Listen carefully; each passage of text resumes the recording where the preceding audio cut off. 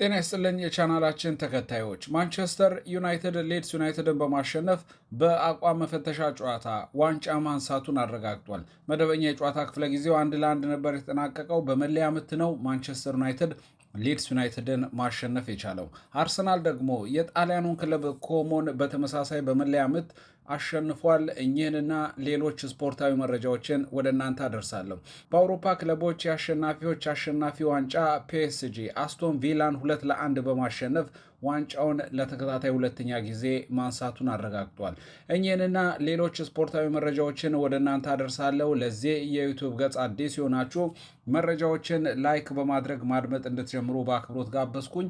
በቀጥታ ወደ መረጃዎች ስንሸጋገር ሁለቱን ተፎካካሪ ክለቦች ያገናኘውን የማንቸስተር ዩናይትድ እና የሊድስን ጨዋታ በቅድሚያም ወደ እናንተ ላድረስ።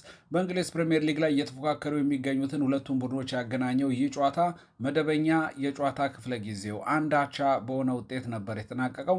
በዚህ ጨዋታ ላይ ማንቸስተር ዩናይትዶች ተሽለው በተጫወቱበት የመጀመሪያ አጋማሽ ላይ በጆሹዋ ዝርክዜ 16ኛው ደቂቃ ላይ ባስቆጠራት ግብ አማካኝነት መምራት ችለው ነበር። ከዛ በኋላ ደግሞ አሮንሰን ሊድስ ዩናይትድን ወደ የመጀመሪያው አጋማሽ ከመጠናቀቁ በፊት 29ኛው ደቂቃ ላይ ግብ አስቆጥሮ ጨዋታው የመጀመሪያው አጋማሽ አንድ አቻ በሆነ ውጤት ተጠናቋል። በዚህ ጨዋታ ላይ በማንቸስተር ዩናይትድ በኩል በተለይ የመጀመሪያው አጋማሽ ላይ የተሻለ እንቅስቃሴን ያደረገበትን የጨዋታ ሂደት ተመልክተናል። ሁለቱም ቡድኖች በዋና ተጫዋቾቻቸው የመጀመሪያው አጋማሽ ላይ አብዛኛውን አሰላለፍ እንደተጠቀሙ ተመልክተናል። በተለይ ማንቸስተር ዩናይትድን አሰላለፍ ስንመለከት በመጀመሪያው አጋማሽ ላይ በግብ ጠባቂ ቦታ ላይ ሴኖ ሎመንስን ተጠቅሟል። ዲያጎ ዳሎ፣ ሌኒዮሮ፣ አይደን ሄቨንና ሃሪ አማስን ነበር በተከላካይ ስፍራ ላይ የተጠቀመው። በአማካይ ስፍራ ላይ ብዙ ተስፋ የተጣለበትን ፍሌቸርን ከሳንቶስ ጋር ያጣምሩበትን የጨዋታ ሂደት ተመልክተናል። ከዚህ ቀደም በነበሩት የወዳጅነት ጨዋታዎች ላይ ሳንቶስን ከሜሰን ማውንት ጋር ነበር አሰልጣኝ ማይክል ካሪክ ሲያጣምር የነበረው። ይሁንና ግን ሜሰን ማውንት መጎዳቱን ተከትሎ ጃክ ፍሌቸር የአማካይ ስፍራው ላይ የገባበትን የጨዋታ ሂደት ተመልክተናል። አማድ፣ ዝርክዜ፣ ዶርጎ እንዲሁም ምብሞ ማንቸስተር ዩናይትድ በቋሚ አሰላለፍ ላይ የሚጠቀማቸውን አብዛኞቹን ተጫዋቾች በዚህ በመጀመሪያው አጋማሽ ላይ የተጠቀመበትን የጨዋታ ሂደት ተመልክተናል። ዩናይትድ አምና በውድድር ዓመቱ ላይ ከተመለከትናቸው ቋሚ አሰላለፎች መካከል ብሩኖ ፈርናንዴዝ፣ ማቲያስ ኩኛና ሼሽኮን ብቻ ነው ያልተጠቀሙ ማለት እንችላለን። ከዛ በተጨማሪ ተከላካይ ስፍራ ላይ ሃሪ ማጓይር እና ማርቲኔዝ ብቻ ናቸው በዚህ አሰላለፍ ላይ ያልተሰለፉት። ከዛ ውጭ ማንቸስተር ዩናይትድ በመጀመሪያው አጋማሽ ላይ አብዛኞችን በቋሚ አሰላለፍ የተመለከትናቸውን ተጫዋቾች ነበር መጠቀም የቻለው። ዩናይትድ የተሻለ እንቅስቃሴ ባስመለከተበት የመጀመሪያ አጋማሽ ላይ ዝርክዜ ግቦን አስቆጥሯል። አዲሱ ፈራሚ ሳንቶስ አሁንም ለዩናይትድ ጥሩ ፈራሚ መሆኑን በተግባር ያሳየበትን የጨዋታ ምዕራፍ ነበር የተመለከትነው። ከዛ በተጨማሪ ተከላካይ ስፍራ ላይ ዮሮ እጅግ በጣም አስደናቂ ብቃትን አስመልክቶናል። ዮሮ በተለይ ከቀይ መስመር የተከላካይ ስፍራ ይልቅ በመሃል የተከላካይ ስፍራ ላይ ሲሰለፍ የተሻለ ብቃትን ማስመልከት እንደሚችል የዛሬው ጨዋታ ላይ ተመልክተናል።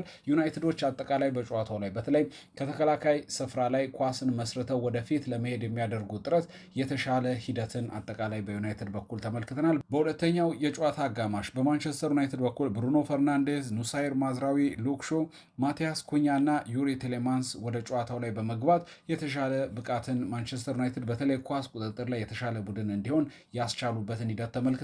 በዩናይትድ በኩል አሁንም ክፍተቶችን ተመልክተናል። በተለይ ሊድስ ዩናይትዶች በመልሶ ማጥቃት ማንቸስተር ዩናይትድን ሲፈትኑ እንደነበር ተመልክተናል እና አሰልጣኝ ማይክል ካሪክ በቀጣይ በሚኖራቸው ወሳኝ የፕሪሚየር ሊግ ጨዋታዎች ላይ ተጋጣሚዎች በመልሶ ማጥቃት በሚመጡበት ሰዓት ላይ ቡድኑ እንዴት ባለ ቁመና መታገል ወይም መቋቋም ይኖርበታል የሚለውን ዩናይትድ በቀጣይ ሊያሻሽል የሚገባው ነጥብ ይመስለኛል።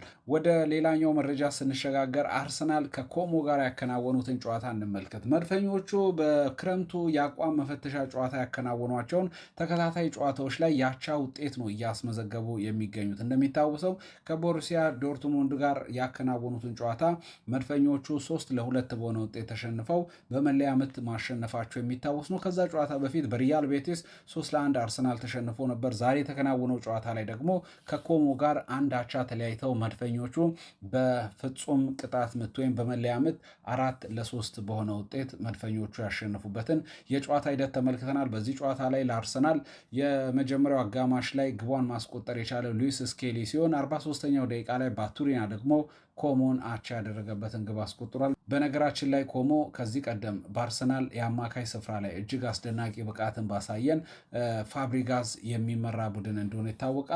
ኮሞን እየመራ ፋብሪጋዝ እጅግ አስደናቂ ጊዜን በጣሊያን ሴሪያ ላይ እያሳለፈ የሚገኝ እንደሆነ እየተመለከትን እንገኛለን። አርሰናሎች ከኮሞ ጋር አንድ አቻ በተለያዩበት ጨዋታ ላይ ወጣትና እንዲሁም ልምድ ያላቸውን ተጫዋቾች አጣምረው ወደ ሜዳ የገቡበትን የጨዋታ ሂደት ተመልክተናል። በቋሚ አሰላለፍ ጋብሪኤል ጄሱስ፣ ማርቲኔሊ፣ ማክስ ዶማን፣ ሊዩስ ስኬሊ፣ ኤዜ እንዲሁም በተከላካይ ስፍራ ላይ ጋብሪኤል ማጋሌሽን ከሳልሞን ጋር ያጣምሩበትን የጨዋታ ሂደት ተመልክተናል። ኬፓ አሪዛባላጋ ነበር በግብ ጠባቂ በአርሰናል በኩል የተሰለፈው። አርሰናል በዚህ ጨዋታ ላይ አጠቃላይ የጨዋታ ሂደቱን ስንመለከት በኳስ ቁጥጥር የተሻለ ቡድን እንደነበር ተመልክተናል።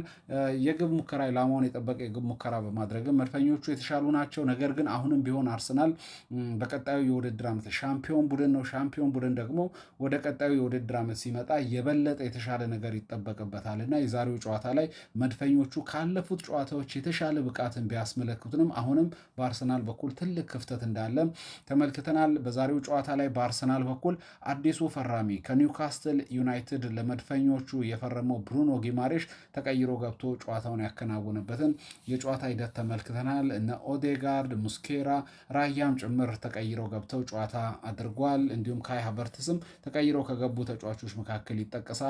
እኚህ ተጫዋቾችን አርሰናል ዛሬ ቀይሮ ያስገባበት ዋናው ምክንያት በቀጣይ ሳምንት ከማንቸስተር ሲቲ ጋር በቀጣይ እሁድ እጅግ በጣም ወሳኝ ጨዋታ ይጠብቋል። አዲሱ የውድድር ዓመት ከመጀመሩ በፊት የኤፍኤ ካፕ እና የፕሪሚየር ሊግ ዋንጫ አሸናፊ ቡድኖች የሚያደርጉት የመክፈቻ ጨዋታ አለ። ያንን የኮሚኒቲ ሺልድ የአሸናፊዎች አሸናፊ ጨዋታ ማንቸስተር ሲቲ ከአርሰናል ጋር የፊታችን እሁድ ተጠባቂ ጨዋታ ነው። ለዛ ይረዳው ዘንድ ሚኬል አርቴታ የዛሬው ጨዋታ ላይ የቡድኑን ወሳኝ ተጫዋቾች አጠቃላይ የጨዋታ ሂደት የገመገመበትን የጨዋታ አጠቃላይ ምዕራፍን የተመለከትነው። አርሰናል ይህንን ጨዋታ አንዳቻ አጠናቆ በመለያ ምት 4-3 በሆነ ውጤት አሸንፏል። በሌላ ጨዋታ ፒኤስጂ ከአስቶን ቪላ ጋር ያከናወኑት የአውሮፓ ክለቦች የአሸናፊዎች አሸናፊን ዋንጫ ፒኤስጂ አስቶን ቪላን 2-1 በሆነ ውጤት በማሸነፍ ዋንጫውን አንስተዋል። ለአስቶን ቪላ ክቪቻ ክቫራትስኬሊያ እና ዴዝሬ ድዌ ናቸው ግቦችን ያስቆጠሩት። ለአስቶን ቪላ ደግሞ ማጆ 45ኛው ደቂቃ ላይ ከሽንፈት ያልታደገች ግብ አስቆጥሯል።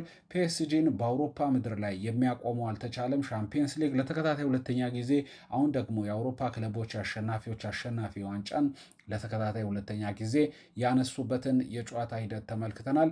ውድ የቻናላችን ቤተሰቦች በእነዚህ መረጃዎች ዙሪያ ምን ሀሳብ አስተያየት አላችሁ? ኮሜንት ላይ ጻፉልኝ። ለአሁኑ ያዘጋጇቸው የስፖርት መረጃዎች የተከታተላችሁትን ይመስላል። በያላችሁበት መልካም ጊዜ